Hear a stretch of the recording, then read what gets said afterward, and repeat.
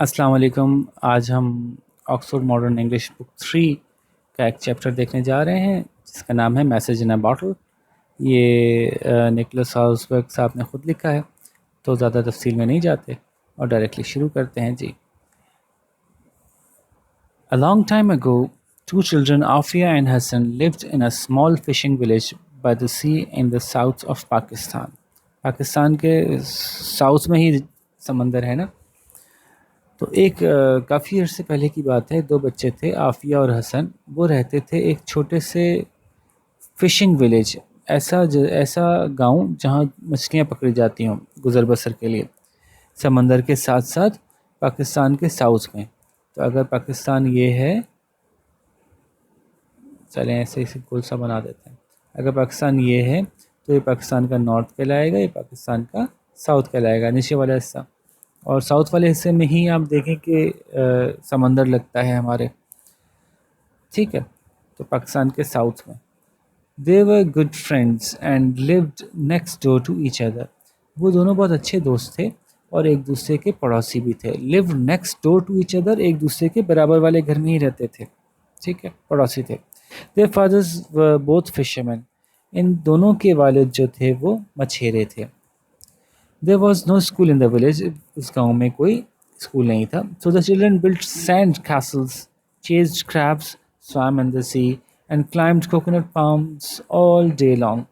तो बच्चे सारा दिन क्या करते थे? ऑल डे लॉन्ग, सारा दिन क्या करते थे? वो स्कूल तो था नहीं, तो मिट्टी के कैसल्स बनाते थे, किले बनाते थे मिट्टी के, है ना, वो जो साहिल पे आके बच्चे खेलते हैं, केकड़ों के पीछे पीछे भागते थे, ठीक है, समंदर में नहाते थे और कोकोनट के दरख्तों पे चढ़ते थे सारा दिन। कोकोनट के दरख्तों को पाम्स भी कहते हैं। पाम कहते हैं एक ऐसे दरख्त जिनके पत्ते इस तरह इस शक्ल के होते हैं, हथेली की तरह से 5 उंगलियां निकली हुई, ठीक है। तो ऐसे तमाम दरख्त पाम्स कहलाते हैं। तो कोकोनट भी पाम्स होते हैं और कोकोनट के अलावा भी कुछ ट्रीज़ होते हैं इनको पाम कहा जा सकता है, ठीक है। अच्छा, आगे चलते हैं। They had a wonderful life, बड़ी मज़ेदार ज़िंदगी थी, विदाउट एनी वरीज, किसी परेशानी के बगैर, ठीक है। One day they were playing on the beach when they found a large green bottle. एक दिन वो साहिल पे खेल रहे थे कि उनको मिली एक बड़ी सी हरे रंग की बोतल।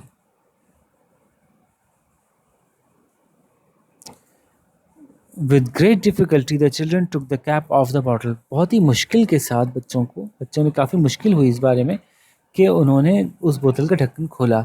Inside it they found a piece of paper. उसके अंदर उनको एक कागज़ का टुकड़ा मिला। What does it say? cried Aafia excitedly. इस पे क्या लिखा है? What does it say? वो क्या कह रहा है, यानी इस पे क्या लिखा है? आफिया चिल्लाई, बड़ी एक्साइटेड हो गई थी बहुत ज़्यादा वो। आई डोंट नो, मुझे तो नहीं पता, रिप्लाइड हसन। हसन ने जवाब दिया, there is something written on it but we can't read. इस पे कुछ ना कुछ लिखा हुआ तो है लेकिन हम तो पढ़ नहीं सकते। The children wondered what to do. अब वो बच्चे सोचने लगे कि अब क्या करना चाहिए। अब वंडर्ड के ना मुख्तलिफ जगहों पे मुख्तलिफ मायने में इस्तेमाल होगा, तो ये समझना पड़ेगा कि जब बात क्या हो रही है। तो यहाँ वंडर्ड का मतलब हैरान नहीं होना चाहिए, बल्कि यहाँ पे होना चाहिए कि वो सोचने लगे। अब बच्चे सोचने लगे कि अब क्या करें। Old Babu the shopkeeper in the village could read. वो जो एक दुकानदार थे विलेज के अंदर, उनका नाम था बाबू, वो पढ़ सकते थे। He would be able to tell them what it said. वो बता सकेंगे इनको कि इस पे क्या लिखा है। They decided to go to him. तो उन्होंने फैसला किया कि उसके पास जाते हैं। They scampered along to the shop with the bottle and the paper. वो बड़ी जल्दी जल्दी से जो है वो निकले वहाँ से और दुकान तक पहुँचे और बोतल उनके साथ थी और पेपर भी उनके पास था। लुक बाबू, देखिए बाबू, क्राइड द चिल्ड्रन, बच्चों ने चिल्ला के कहा एक्साइटेडली, बड़ी जोश में। Look what we discovered on the beach. देखो हमने बीच पे क्या दरियाफ्त किया, साहिल पे हमें क्या मिला। Old Babu took the paper from the children, he put on his glasses and started to read. तो बड़े मियाँ जो बाबू साहब थे, उन्होंने बच्चों के हाथ से पेपर लिया, अपना चश्मा लगाया और पढ़ना शुरू किया। If you get this said old Babu reading from the paper, please write to me. अगर आपको ये मिल जाए तो प्लीज़ मुझे ज़रूर लिखिएगा।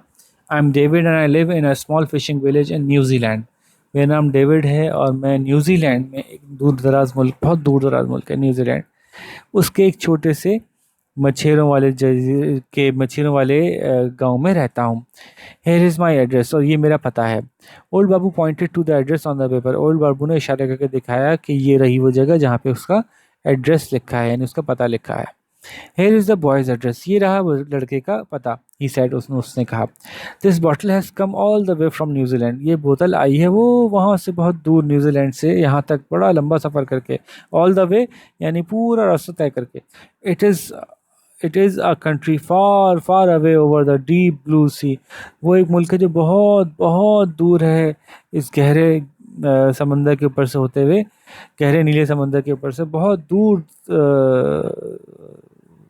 शहर मुल्क है वो। You must write to David, तुम्हें भी ज़रूर लिखना चाहिए डेविड को कोई ख़त। He must be a small child just like you, वो भी एक छोटा सा बच्चा होगा तुम्हारी तरह, बिल्कुल तुम्हारी तरह।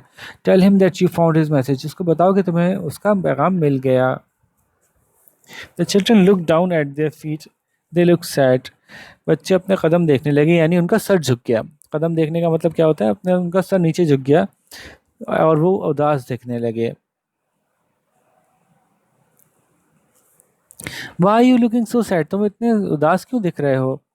We can not read or write, can we, हम ना पढ़ सकते हैं ना लिख सकते हैं, आप जानते तो हैं, है ना भाई। We are foolish, replied Afia quietly. We are foolish, हम बहुत बेवकूफ़ से बच्चे हैं। तो यहाँ कैन वी लगाने का मतलब ये है कि जैसे कि कहना चाह रहे हैं आप जानते तो हैं, हम ना पढ़ सकते हैं ना लिख सकते हैं। You are not foolish at all, तुम बिल्कुल भी बेवकूफ़ नहीं हो। सैड ओल्ड बाबू ने कहा, वो बूढ़े बड़े मियाँ बाबू ने कहा। वाई डोंट यू लर्न, तुम सीखते क्यों नहीं हो। There is no school here, यहाँ कोई स्कूल ही नहीं है। सैड हसन, हसन ने कहा।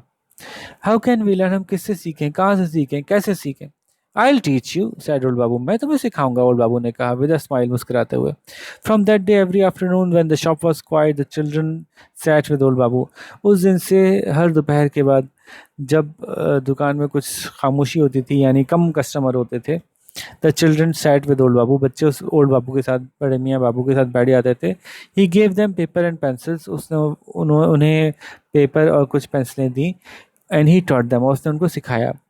सम मंथ्स लेटर, कुछ महीने बाद, Afia and Hasan wrote a letter to David, Afia Hasan ने खत लिखा डेविड को इन न्यूजीलैंड में जो रहता था।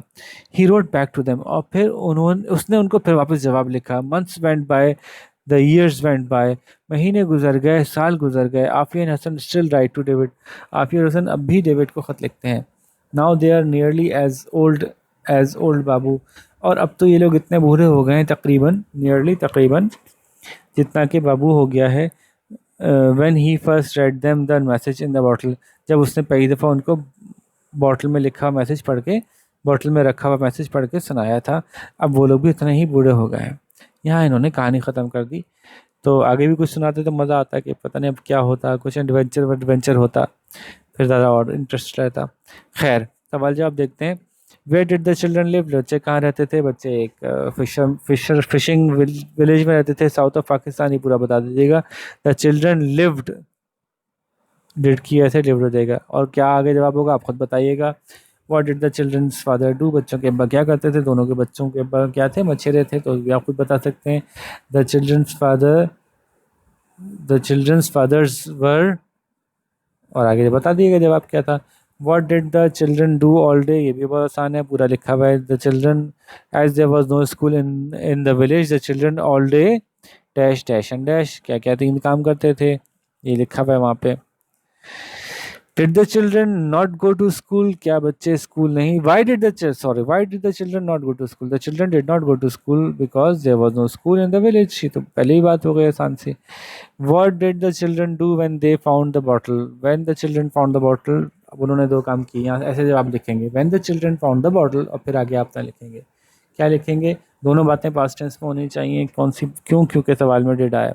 क्या दो बातें होंगी, एक तो दे opened the bottle with great difficulty and then they took the message, they tried to read the message which they couldn't, so they took the message to old babu. Why did the children take the paper to old बाबू, ये बात दोबारा आ गई। देखिए, the children took the paper, take की बजाय टुक हो जाएगा, take का पास्ट टेंस टुक होता है डिड की वजह से, सवाल में डिड आएगा तो जवाब में पास्ट टेंस यूज होगी। The children took the paper to old Babu because they were not able to dash and dash. अब इतना तो आप बता दें भाई। How did old Babu help the children, old Babu ने बच्चों की कैसे मदद की। ओल्ड बाबू डिड है तो old Babu helped the children by teaching dash dash dash dash dash dash dash dash dash dash, पूरा आप बताइएगा। अब मुश्किल सवाल देख लेते हैं। Do you think the children were lucky to find the bottle, how, क्या आपके ख्याल से बच्चे लकी थे कि उनको ये बोतल मिली, वो कैसे। अब आप ये तो बता सकते हैं कि yes we think that the children were lucky because, या no we don't think that the children were lucky because. Because का जवाब ज़रूर देना है, ऐसा नहीं छोड़ सकते कि बस ऐसे ही। ठीक है, ये आपने अपनी तरफ से देना है। What would you like to find in a bottle on the beach, अगर आपको कोई बोतल मिले तो आपका क्या दिल चाहता है उस बोतल में क्या हो। I would like to find a bottle with a dash in it, and मैं चाहूँगा कि मुझे तो एक बोतल मिले इसमें ये हो, और फिर आगे ये बताना है वाई। वाई का आंसर भी खुद से दीजिएगा कि क्यों आप ऐसा चाहते हैं कि उस बोतल में जो आप चाहते हैं वो हो। तो ये कुछ सवाल थे जी, जवाब देने की हमने समझाने की कोशिश की। हम चाहते हैं कि आप चैप्टर समझें, पूरे पूरे जवाब आपको ना दिए जाएं, बल्कि आप खुद से जवाब अटेम्प्ट करें, ताकि आपको समझ में आए कि आपकी क्या गलतियाँ हैं, उनसे आप लर्न करें। अगर आपको कोई मसला हो तो आप मुझसे पूछ सकते हैं, और सवाल जब बनाने में प्रॉब्लम हो रहा हो तो फिर आप वो सवाल भी मुझे बता सकते हैं। उसका जवाब अपने तौर पे लिख के बताइएगा कि मैंने ये जवाब लिखा, तो मैं उसमें आपको एक्सप्लेन करूँगा कि क्या बेहतर जवाब मज़ीद हो सकता था। ठीक है जी। और जाते जाते अपना ईमेल एड्रेस बता देता हूँ मैं आपको, ताकि आपको आसानी हो। ईमेल एड्रेस मेरा है जी director@meslfc.onmicrosoft.com। ओके जी, फिर इंशाल्लाह किसी लेक्चर में मिलते हैं दोबारा। अल्लाह हाफिज़।